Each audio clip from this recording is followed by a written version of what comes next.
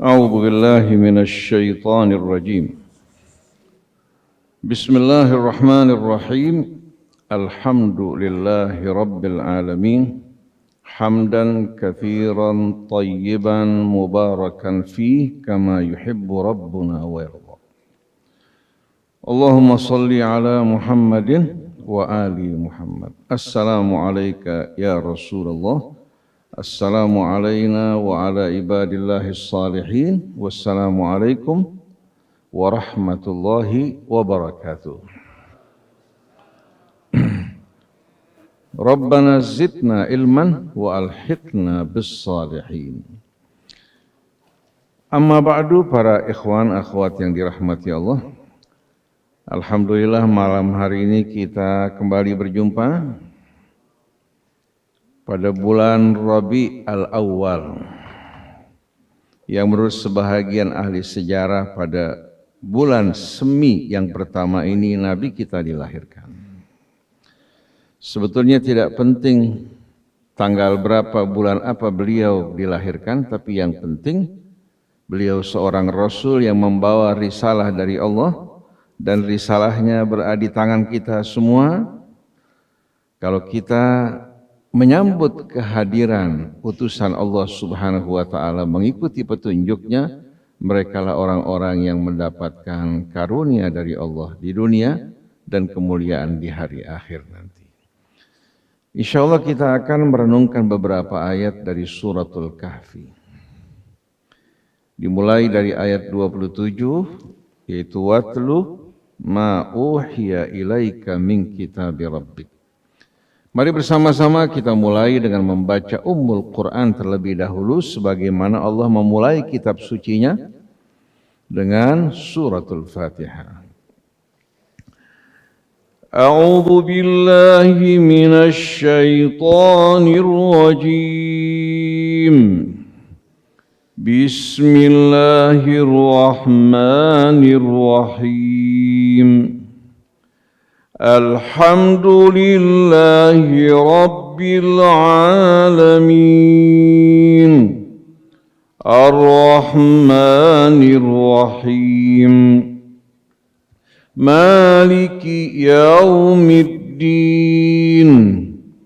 Iyyaka na'budu wa iyyaka nasta'in.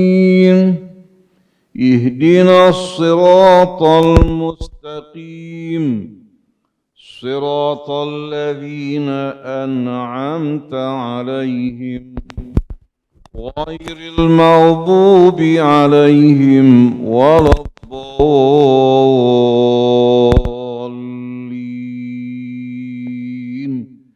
آمين. الحمد لله رب العالمين. Para jamaah hadirin hadirat yang dirahmati Allah. Pada ayat 27 dari suratul Kahfi ini, Allah menurunkan perintahnya kepada Rasulnya, yaitu Nabi kita Muhammad sallallahu alaihi wasallam. Perintah ini walaupun ditujukan kepada Rasul, tapi berlaku untuk kita semua. Berlaku untuk kita semua karena kita diwajibkan untuk mentaati Rasul sebagaimana yang Allah perintahkan. Mentaati Rasul berarti mengikuti risalah yang beliau terima dari Allah Subhanahu wa ta'ala. Bunyi perintah tersebut, watlu ma uhiya ilaika min kitabi rabbik. Apa artinya? Watlu ma uhiya ilaika. Apa artinya? Biasa diterjemahkan, bacalah apa yang diwahyukan kepadamu dari Tuhanmu. Betul? Padahal berbeda antara iqra dengan utlu. Kata kerjanya tala yatlu berbeda maknanya dengan qara'a yaqra'u. Dalam bahasa Arab kata qara'a itu berarti jama'ah. Arti Jama' artinya mengumpulkan. Cuma yang dikumpulkan di sini huruf, kalimat dalam bentuk suara.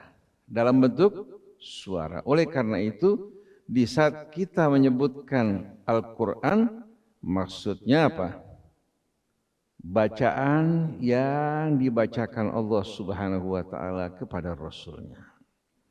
Tapi di saat Allah menyebutkan Alkitab, Alkitab juga kalau kita buka kamus bahasa Arab, kata yaktubu artinya juga jama'a yajma'u.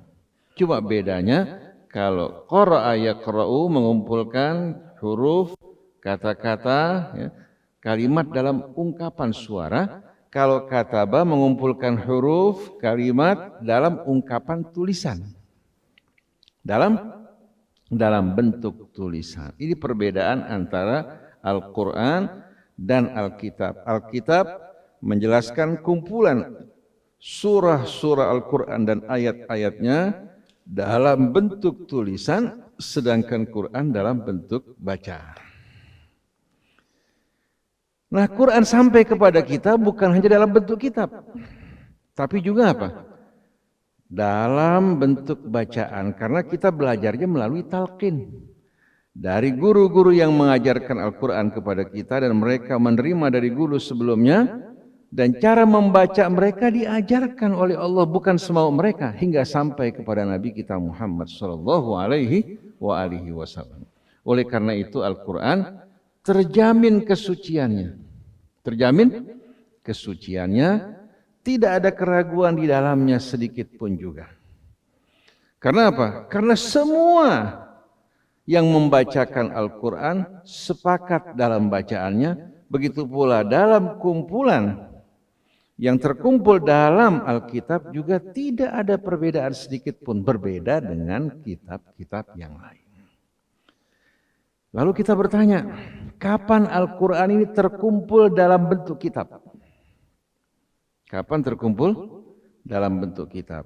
Di sini ada versi riwayat, ada versi Al-Quran.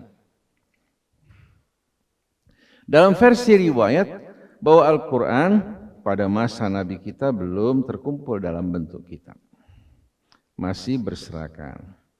Maka atas usulan Sayyidina Umar kepada Abu Bakar As-Siddiq radhiyallahu anhu untuk mengumpulkan Al-Quran karena banyak orang-orang yang menghafal Al-Quran meninggal dunia dalam peperangan. Ini merupakan salah satu riwayat. Maka Abu Bakar bersama Umar memerintahkan sahabat untuk mengumpulkan ayat-ayat Al-Quran yang berserakan. Ada yang diambil dari sahabat fulan, tertulis dalam bentuk katakan tertulis di atas kulit, ada yang di atas tulang dan lain sebagainya. Cuma riwayat ini kalau dicocokkan dengan Al-Quran akan terdapat apa? Terdapat hal yang perlu mendapatkan perhatian kita kembali. Karena Allah menerangkan kepada kita Al-Quran bukan hanya terkumpul pada masa Nabi, bahkan sebelumnya terkumpul di Lauh Mahfuz. Fala uqsimu bimawaqi'in nujum wa innahu laqasamun law ta'lamuna 'azim innahu laqur'anun karim fi kitabim maknun. Jadi malaikat Jibril alaihi salatu wassalam yang membawa ayat-ayat Al-Quran kepada Nabi kita sesuai dengan kebutuhan yang dibutuhkan setiap saat turun, itu dikumpulkan dan diturunkan dan diambil dari kitab maknun yang terjaga, terpelihara, la yamassuhu illal mutahharun. Ketika dibacakan pada Nabi kita, Nabi memerintahkan para penulis wahyu untuk menulis ayat-ayat Al-Quran. Nabi memeriksa, kemudian disimpan oleh Nabi. Jadi tiap ayat Al-Quran turun, Nabi memerintahkan kutabul wahyi, para penulis wahyu untuk mencatat Al-Quran. Bukan hanya dicatat, tapi juga dibacakan kepada para sahabat Nabi. Sepanjang Nabi hidup, Nabi di atas mimbar selalu membacakan Al-Quran sampai sahabat banyak yang menghafal Quran. bukan dengan sengaja, tapi karena seringnya mendengarkan apa yang dibacakan Nabi kita Muhammad SAW. Setiap bulan Ramadan, Nabi bertadarus membaca Al-Quran bersama Jibril. Waktu ayat-ayat Al-Quran turunnya tidak turun satu surah sekaligus, tapi turun beberapa surah. Begitu turun ayat Al-Quran, Allah perintahkan Nabi-Nya letakkan pada surah ini. Turun ayat yang lain, Nabi diperintahkan untuk meletakkan pada surah ini. Jadi disusun ya, dengan perintah langsung dari Allah Subhanahu wa Ta'ala. Disusunnya Al-Quran di sini sebagaimana tersusunnya di Lauh Mahfuz. Kitab yang betul-betul la ya'tihil batilu min baini yadayhi wala min khalfi tanzilum min hakimin hamid. Sebagaimana ayat-ayat Al-Quran disusun langsung oleh Nabi atas perintah Allah. Nah, pendapat sebahagian sahabat dan ulama mengatakan bahwa surah-surahnya pun disusun oleh Allah Subhanahu wa Ta'ala sebagaimana yang Allah perintahkan kepada Nabi-Nya. Diawali dengan suratul Fatihah. Oleh karena itu, hadis yang sahih yang diriwayatkan diantaranya oleh Imam Bukhari, la salata liman lam yaqra' bi Fatihatil Kitab, tidak sah salat seseorang yang tidak membaca Fatihah Alkitab. Disebutkan Fatihatil Kitab. Kemudian dalam Al-Quran banyak ayat-ayat yang menunjuk kepada Alkitab. Dzalikal kitab, tilka ayatul kitab, ini menunjuk kepada sesuatu yang sudah ada.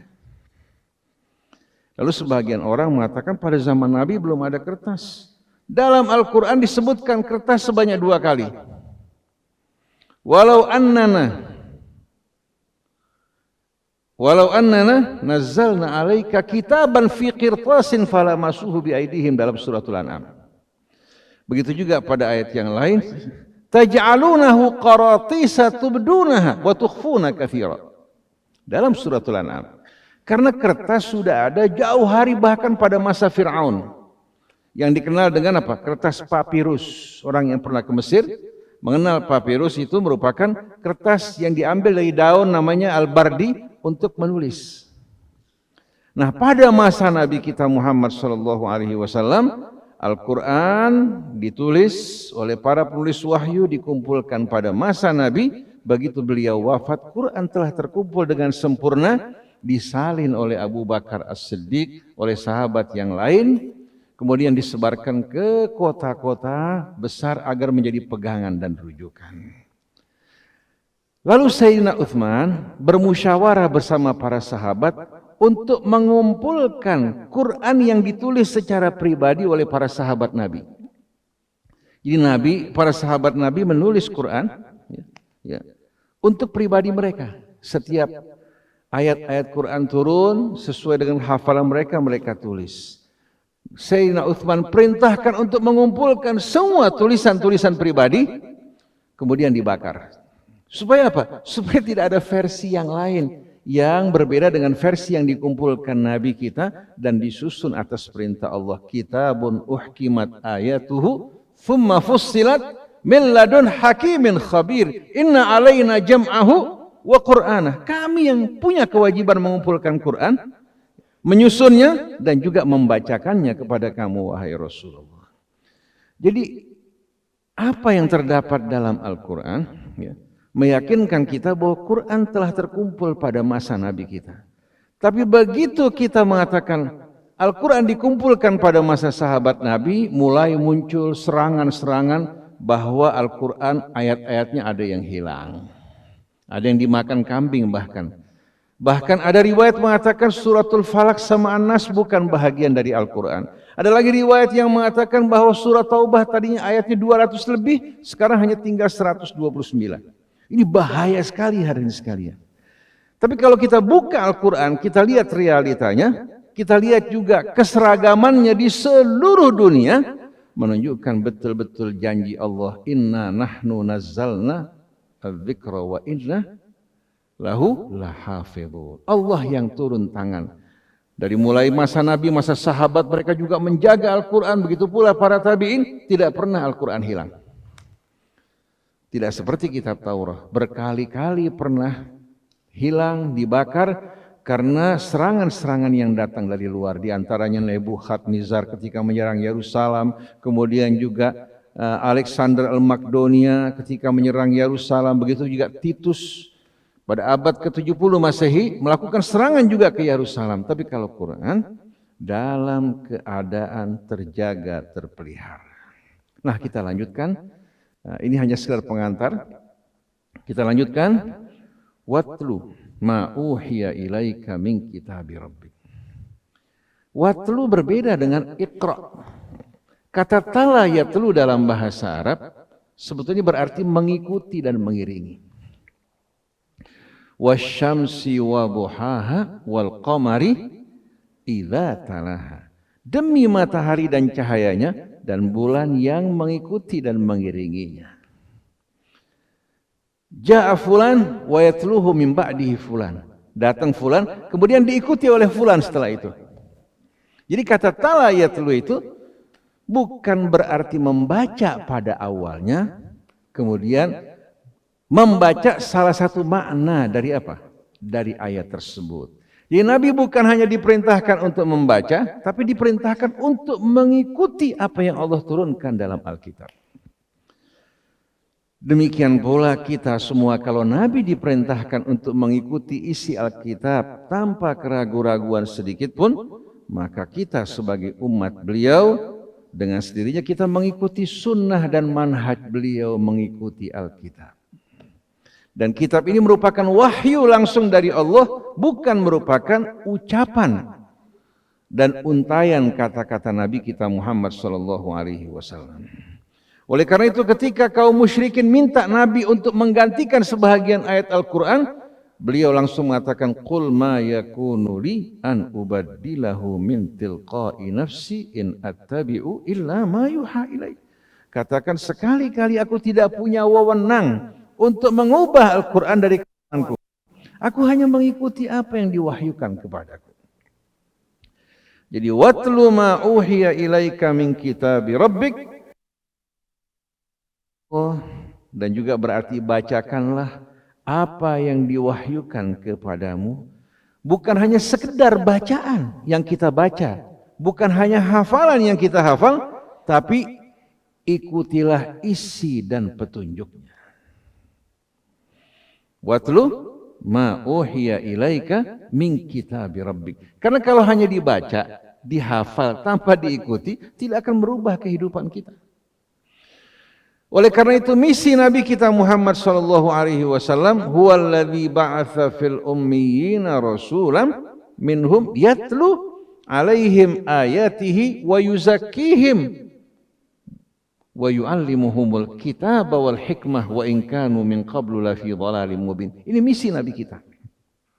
Dialah yang telah mengutus di tengah masyarakat ummiyin yang tidak mengenal pendidikan, baca, tulis dan peradaban. Rasulan minhum, seorang rasul yang langsung diutus oleh Allah, mendapatkan pendidikan langsung dari Allah, tidak terkontaminasi oleh tradisi dan budaya jahiliyah. Apa perannya? Yatlu alaihim ayatih, membacakan ayat-ayat Allah di tengah mereka dan memberikan contoh. Karena beliau sebagai apa? Quran yang aktual. Ada Quran yang sifatnya konseptual, yaitu kitab suci Al-Quran. Ada lagi yang aktual, yaitu contoh sunnah manhaj Nabi kita Muhammad SAW. Dan dua-duanya tidak dapat dipisahkan. Sunnah adalah Al-Quran. Al-Quran juga sunnah, artinya Nabi kita seluruh hidupnya berjalan dengan petunjuk Al-Quran sebagaimana Sayyidah Aisyah mengatakan kana khuluquhul Quran. Jadi yatlu alaihim ayati, di samping membacakan beliau juga menerapkan, mengamalkan isi Al-Quran hingga dapat menjadi contoh yang terang benderang di tengah-tengah mereka. Dari pencerahan yang mereka dapatkan melalui Al-Quran berpindah kepada fase berikutnya, wa yuzakkihim, dan mensucikan jiwa mereka dari jiwa yang tadinya dikotori oleh tradisi budaya jahiliyah dan keyakinan-keyakinan yang tidak benar, dibersihkan dan disucikan kembali ke dalam fitrahnya. Kemudian dari sana lahir umat yang baru yang tidak seperti sebelumnya. Wa yuzakkihim, di samping wa yuzakkihim, mensucikan jiwa mereka, mensucikan hidup mereka, perilaku mereka dan akhlak mereka. Wa yu'allimuhumul kitab wal hikmah, dan mengajarkan mereka Alkitab. Dalam Alkitab terdapat kandungan hikmah yang amat banyak. Hingga Allah mengatakan, dzalika mimma auha ilaika rabbuka minal hikmah. Ini yang menjadi hadirin sekalian ketauladanan Nabi kita Muhammad sallallahu alaihi wasallam dari masyarakat jahiliyah menjadi masyarakat yang bijak. Bukan lahir kebijakan dari bangsa Arabnya, bukan. Lahir kebijaksanaannya dari cahaya Al-Quran yang menerangi kehidupan mereka, dari petunjuk Allah yang mereka ikuti. Maka bangsa Indonesia kalau mau mengikuti petunjuk Al-Quran, beramal sesuai dengan apa yang dicontohkan Al-Quran dan Rasulnya, mereka akan menjadi manusia-manusia yang bijak. Oleh karena itu, Al-Hikmah di sini tidak identik dengan bangsa Arab, tidak identik juga dengan ulama dan kiai, tapi Al-Hikmah ini ada pada orang-orang yang beriman yang mengikuti petunjuk Al-Quran. Allah mengajarkan mereka Alkitab agar menjadi pegangan. Ini bukan hanya bacaan, Alkitab yang terkumpul dalam bentuk tulisan yang terjaga dan terpelihara. Wal hikmah, juga mengajarkan mereka al-hikmah. Wa in kanu min qablu lafi dhalalim mubin, padahal sebelumnya mereka berada dalam kesesatan yang amat nyata. Kira-kira jarak antara ayat ini dalam suratul Jum'ah dengan kehidupan mereka yang gelap berapa lama? Singkat kan? Artinya suratul Jum'ah ini turun, yang merupakan surah Madaniyah, menjelaskan bagaimana perubahan yang terjadi pada bangsa Arab dari kejahiliahan menuju umat yang beradab. Jaraknya begitu singkat. Kenapa? Karena mengikuti Rasul yang hidup dengan tuntunan Al-Quran. Al-Quran merupakan tali Allah. Kalau kita semua umat Islam bersatu berpegang pada tali Allah, pasti kita akan rukun.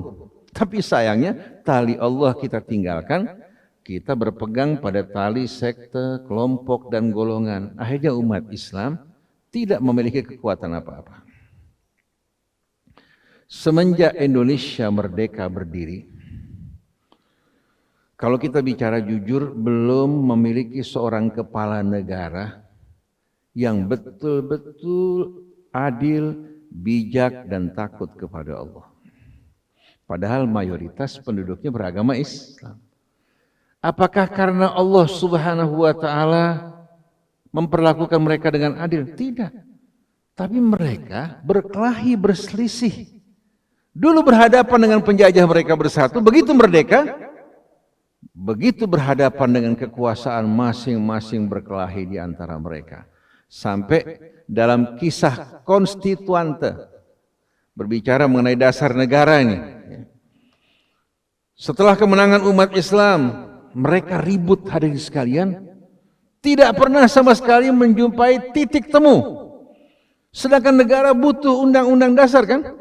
Pada saat itu Jenderal Nasution membubarkan pembicaraan mengenai konstituante, kemudian kembali kepada Pancasila dan dibuat undang-undang dasar sesuai dengan kesepakatan yang ada di antara mereka. Padahal kalau umat Islam mau mengalah, tidak penting siapa yang memimpin. Yang penting kita ingin pemimpin yang beriman, bertakwa, yang adil, seorang negarawan yang bijak, di mana orang yang hidup dalam negara tersebut hidup dalam keadilan. Jangankan umat Islamnya, non-Islamnya pun diperlakukan dengan mulia. Di mana nilai-nilai kemanusiaan ditegakkan. Itu yang kita inginkan. Tapi ternyata setiap kepala negara naik, ternyata menjadikan negara dan rakyat menjadi kebun dan ladangnya. Naik Bung Karno juga begitu, di mana keluarga mereka ingin menjadi pemilik negara ini. Naik juga Soeharto, sama juga begitu. Naik juga hari ini sekalian, era berikutnya kita jumpai, ternyata keluarga-keluarga ini yang sudah kehilangan kekuasaan kembali ingin memiliki apa negara menjadi bahagian dari ladangnya. Yang berpikir untuk rakyat mana? Saksikan penduduk Rempang yang hidup Dari mulai dahulu di tempat mereka diperintahkan untuk diusir dan disingkirkan. Padahal ini merupakan tanah mereka. Padahal dalam undang-undang dasar negara kita, tanah ini milik rakyat Indonesia yang dikuasai, dikelola oleh negara agar pembahagiannya benar. Kalau rakyat tidak punya tanah, tidak punya rumah, negara punya kewajiban untuk memberikan rakyat tanah. Sekarang yang punya rakyat mau diserahkan kepada oligarki. Lalu Panglima TNI-nya mengancam untuk memiting orang-orang yang berani demo. Demo 1000 mereka kirimkan juga pasukan sebanyak 1000 orang yang akan memiting rakyat. Ini kan merupakan dosa besar yang luar biasa. Tidak takut kepada Allah. Padahal jabatan hanya sementara. Jadi kembali para jamaah sekalian, lemahnya kita umat Islam karena kita meninggalkan kitab Allah. Kita berpecah belah, bergolong-golongan, bukan lagi Islam sebagai atribut kita semua, tapi mulai masing-masing membawa golongannya, membawa kelompoknya, akhirnya syaitan membawa mereka berpecah belah, akhirnya menuju jurang api neraka wal-iyadzubillah. Padahal Allah berfirman, wala takunu kalladzina tafarraqu wakhtalafu min ba'di ma ja'ahumul bayyinat wa ulaika lahum adzabun 'adzim. Jadi kembali para jamaah sekalian, dengan tegas Allah berfirman, watlu ma uhiya ilaika min kitabi rabbik, bacalah dan ikuti apa yang diwahyukan kepadamu dari kitab Tuhan. La mubaddila li kalimatillah, tidak akan ada perubahan bagi kalimat Allah. Kenapa? Karena kalimat Allah, aturan Allah bersumber dari Allah yang menciptakan langit, bumi, termasuk kita manusianya. Dia mengetahui mana yang baik untuk kita, mana yang berbahaya untuk kita semuanya. Bagaimana Allah tidak mengetahui kita sedangkan Allah yang menciptakan kita, yang menciptakan jiwa kita, yang memberikan juga kita akal dan pengetahuan? Maka tidak ada yang lebih tepat dari kitab Allah, bimbingan dan petunjuknya untuk kita semua. Oleh karena itu Allah berfirman, wa tammat kalimatu rabbika sidqan wa adla, telah sempurna kalimat Tuhanmu dalam kebenarannya maupun keadilannya. La mubaddila li kalimati, tidak akan ada perubahan bagi kalimatnya. Wa huwas samiul alim, dia maha mendengar lagi maha tahu. Tapi kalau manusia dengan ilmunya, pengetahuannya, hari ini dianggap ini benar, besok bisa berubah. Karena apa? Sifatnya dugaan. Wa in tuti aktsara man fil ardi yudilluka an sabilillah. Kalau kamu ikuti kebanyakan manusia di bumi, hawa nafsu mereka, keinginan mereka, mereka akan menyesatkan kamu dari jalan Allah. Kenapa? In yattabi'una illa dhanna wa inhum illa yakhrusun, karena yang mereka ikuti dugaan, perkiraan. Tapi yang datang dari Allah kebenaran yang pasti. La mubaddila li kalimatihi wa huwas samiul alim. Setelah itu Allah berfirman apa? Wasbir nafsaka ma'al ladzina yad'una rabbahum bil ghadati wal asyi. Ini perintah untuk Rasul dan juga untuk kita semua. Sabarkan diri kamu wahai Rasulullah, atau bersabarlah engkau wahai Rasulullah. Berkumpul bersama mereka-mereka yang selalu memanjatkan doa, baik pagi dan petang. Yuriduna wajah, mengharapkan Allah subhanahu wa ta'ala.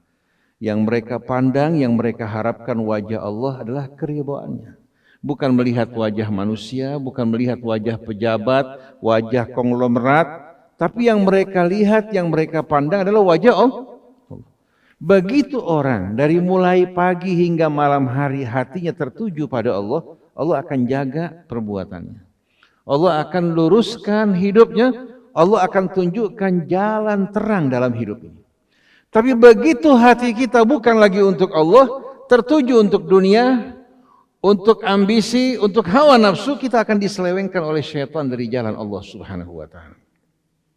Maka Allah ingatkan, bersabarlah engkau wahai Rasulullah, berkumpul bersama mereka-mereka yang memohon kepada Tuhan mereka pagi dan petang. Kenapa Allah sebutkan pagi dan petang? Karena pagi kita membuka mata kita. Begitu kita buka mata kita, hati kita tertuju pada Allah. Begitu pula petang pada saat kita akan menghadapi malam hari, kemudian kembali beristirahat, yang kita dambakan, kita harapkan adalah Allah. Dimulai dengan apa? Dengan mengharapkan Allah, ditutup juga dengan memanjatkan doa mengharap kepada Allah, maka seluruh hidup kita akan terjaga, terpelihara. Tapi kalau orang membuka mata yang terfikir dunia, malam hari juga dunia, kemana dia akan pergi? Pasti akan digiring oleh syaitan wal iyadzubillah ke jalan-jalan yang akan bakal mencelakakan dirinya. Kemudian wala tuti' man aghfalna qalbahu an dzikrina. Jangan kamu ikuti wahai Rasulullah ajakan orang-orang yang telah kami lalaikan hatinya untuk mengingat kami. Orang yang asyik dengan dunia, dia bakal mabuk. Nah, mereka-mereka ini datang pada kita Ustadz, mengajak kita juga berkolaborasi dengan dia. Ada proyek nih Ustadz, ada ini, ada itu. Nah, Rasul juga berhadapan dengan cobaan yang berat. Di mana kaum musyrikin Quraisy, begitu juga orang munafiknya, orang Yahudinya mengajak Rasul untuk apa? Untuk paling tidak kompromi bersama mereka. Tapi Allah teguhkan hati nabinya.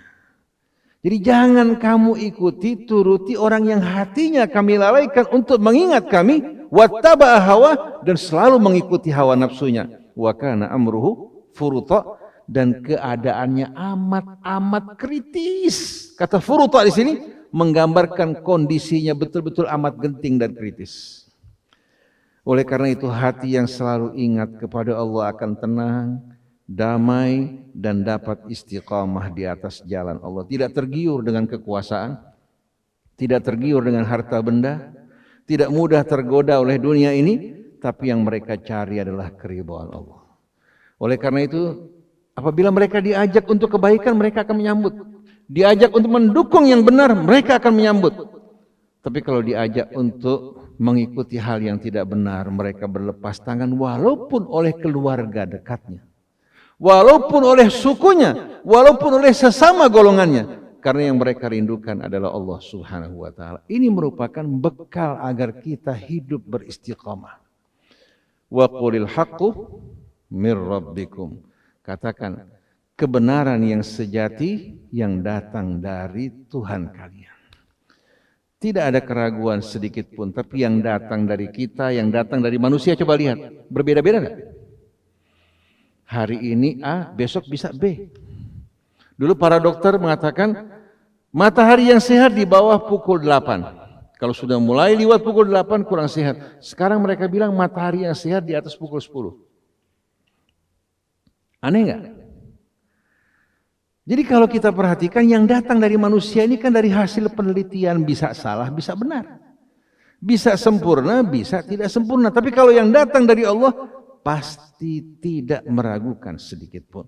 Maka waqulil haqq mir rabbikum, katakan yang pasti, yang benar, yang tidak meragukan, yang datang dari Tuhan kalian. Setelah kebenaran dijelaskan, faman syaa'a falyu'min wa man syaa'a falyakfur. Yang mau beriman silahkan beriman untuk kebaikannya tanpa ada paksaan. Yang ingkar, yang mendustakan, silahkan dia pilih. Tapi dia akan menanggung akibatnya. Yang penting kewajiban kita menerangkan apa adanya yang datang dari Allah tanpa menambahkan sesuatu dan tanpa mengurangi. Nah, sebagai penutup, inna a'tadna lidh-dhalimina naran ahata bihim suradiquha wa yastaghithu yughathu bima'in kalmuhli yashwil wujuh bi'sasy syarabu wa sa'at murtafaqa. Dan kami telah menyediakan bagi orang yang zalim, yang tidak menghiraukan petunjuk Allah, mengabaikan ayat-ayat Allah, kami telah sediakan bagi mereka neraka dan api, ya. Yang apa? Yang mengepung mereka dari segala penjuru, baik itu gejolaknya maupun asapnya yang hitam legam mengepung mereka. Bayangkan coba, kita kalau dalam suasana yang gelap gulita ditambah lagi panas yang membakar, bagaimana perasaan kita? Jadi mereka dikepung oleh api neraka dari seluruh penjuru, belum lagi asapnya yang hitam, belum lagi hadirin sekalian lengkingan jeritan penghuni api neraka. Wa iyastaghitsu, kalau mereka minta diberikan minum, minuman apa yang diberikan? Yughatsu bima'in kalmuhli. Mereka diberikan minuman cairan besi yang panas. Cairan besi yang panas yang akan membakar wajah mereka. Seburuk-buruknya minuman yang mereka minum dan seburuk-buruknya tempat buat mereka beristirahat. Kalau panas air 100 Celcius sudah mendidih. Kalau besi 100 Celcius baru merah. Belum panas, tapi kalau besi titik didihnya jauh lebih hadirin sekalian panas lagi. Oleh karena itu peleburan besi membutuhkan panas yang tinggi. Bayangkan coba, kalau minuman yang diberikan untuk mereka cairan besi yang panas mendidih. Karena apa? Dulu mereka ingkar kepada Allah, tidak bersyukur kepada nikmatnya, berlaku angkuh dan sombong di atas muka bumi. Demikianlah ikhwan, akhwat yang dirahmati Allah. Kita bukan bicara politik tadi ya. Kita mengeluhkan orang-orang yang tidak takut pada Allah, yang berbuat zalim, berbuat aniaya, dan dosa-dosa kita kaum muslimin karena tidak mau bersatu di jalan Allah Subhanahu wa ta'ala. Inilah hukuman yang datang pada kita. Subhanakallahumma wa bihamdik, asyhadu an la ilaha illa anta, astaghfiruka wa atubu ilaik, wal afu minkum, wassalamu alaikum warahmatullahi wabarakatuh.